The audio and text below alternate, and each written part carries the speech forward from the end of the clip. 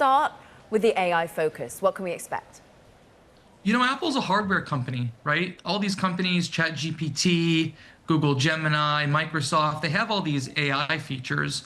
But from a consumer standpoint, it really hasn't been monetized. How does Apple monetize its products? Well, by selling hardware, getting people to go to Apple stores and buy new stuff every year or two.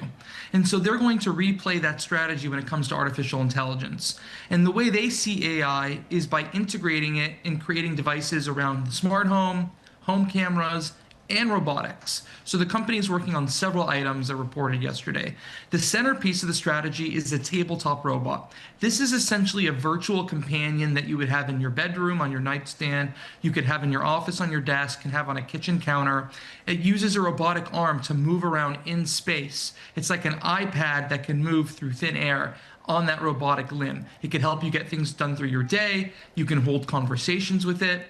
If you're having a conversation with another human being, it can even interject and jump in as if it's a third person in the room. You can consume video on it. It has FaceTime. There's also a smart home hub, basically a home pod with a screen, coming out next spring. This is going to have similar functionality to that device without the conversational abilities and without the robotic arm. And they're developing a suite of home security and home automation products designed to rival what Amazon has been doing with Ring and Blink, and what Google has been doing with Nest. And other companies, of course, in the space include ADT and Roku. There is a software component, and that is Siri. You write about a lifelike Siri.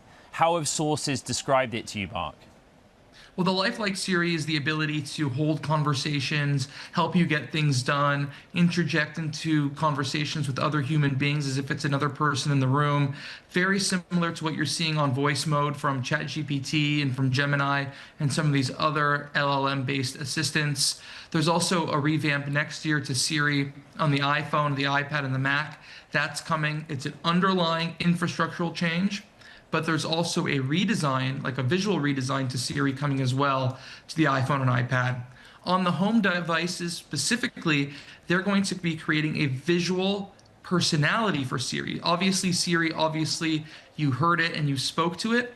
Now you're going to be able to see it too. If you remember Microsoft Clippy from the 90s and the early 2000s in Microsoft's suite of Office apps, including Word, something similar to that. It floats around your display. You can interact with it at any time.